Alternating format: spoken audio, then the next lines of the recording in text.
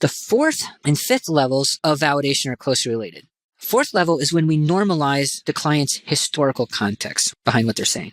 The fifth level is when we normalize the present context. A lot of times you can do both at the same time. One great phrase to use is, it makes sense that.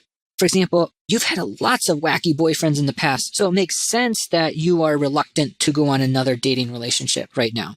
In that simple statement, I normalized the historical background. You've had lots of difficult dating relationships in the past. Therefore, it makes sense that you might be reluctant to dive into a new relationship right now. I normalized the past, also normalized the present. And the sixth and final level of validation is when we demonstrate what DBT calls radical genuineness. Radical genuineness is when we are real with someone, basically the same way we would be real with someone in a non-clinical relationship.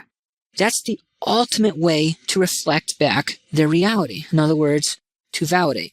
Radical genuineness requires strong clinical rapport. It requires a robust therapeutic alliance. We can't just be brutally real with our clients. But that's why it's the highest level of validation, because it requires all of the previous levels. Don't bother trying to be radically genuine with a client if you're not first doing levels 1, 2, 3, 4, 5.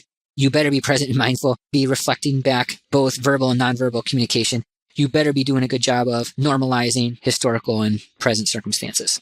Once you already have strong therapeutic alliance with the client because you're doing all of this validating, and then you use radical genuineness, now you can have an even stronger therapeutic alliance because the client will see you as real and therefore trust you even more.